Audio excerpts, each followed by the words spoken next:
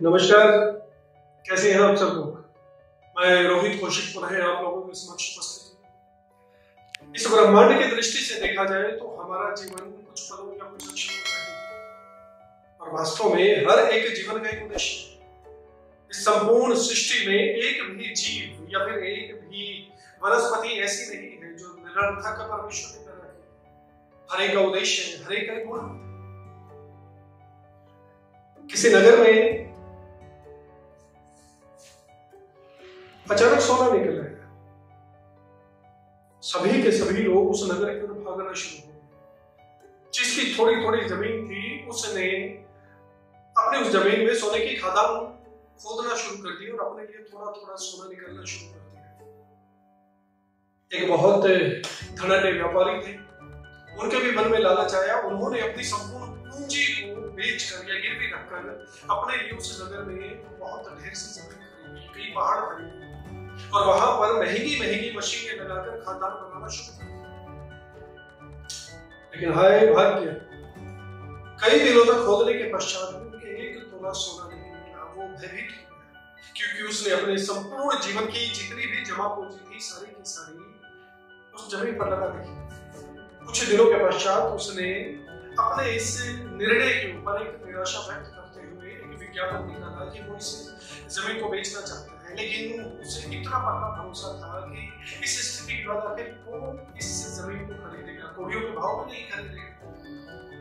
उसने जितने में जमीन खरीदी थी उससे कम दाम में उस जमीन की कीमत लगाकर संपूर्ण राज्य में विज्ञापन बांट दिया। लेकिन उसका भाग्य, एक व्यक्ति उसकी उस जमीन को खरीदने के लिए आया। व्यापारी के मन में था कि इसे कहे कि क्यों तो इतना घाटे का सौदा कर रहा है, लेकिन यदि वो उसे समझाता तो वो खुद बर्बाद हो जाता। उसने जमीन का सौदा कर लिया और उसके पश्चात उसे कहा कि तुमने बहुत बड़ा घाटे का सौदा कर लिया है, इस जमीन में कहीं कोई सोना नहीं है। उस व्यक्ति ने कहा कि जितना तुमने खोदा है तुम केवल उसके बारे में बता सकते हो, उसके बाद के बारे में तो तुम्हें निर्णय नहीं है। आगे मेरे भाग्य की बात और सौभाग्य की बात देखिए कि अगले दिन यानी ठीक एक दिन पश्चात केवल 1 फीट खोदने के बाद उस पहाड़ में से सोने का अथाह भंडार निकला।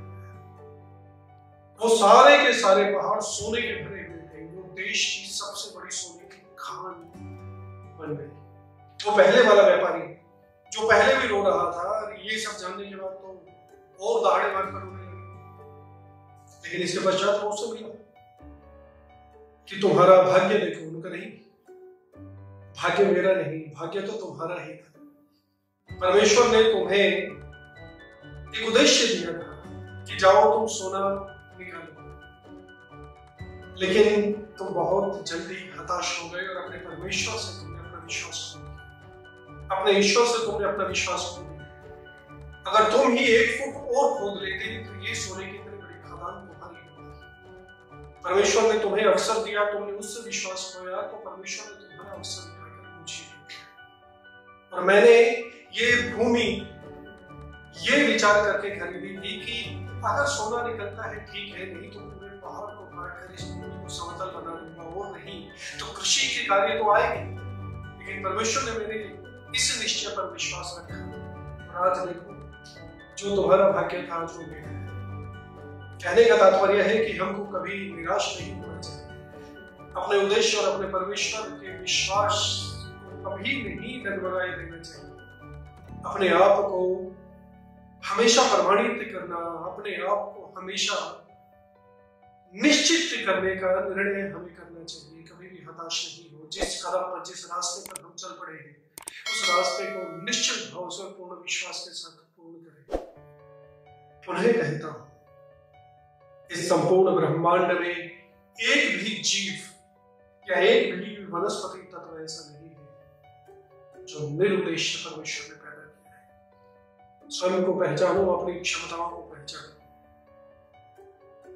हर हताशा के बाद सकारात्मक और प्रसन्नता आपकी प्रतीक्षा में रहती है। परिश्रम को करना है। पुनः भेंट हो।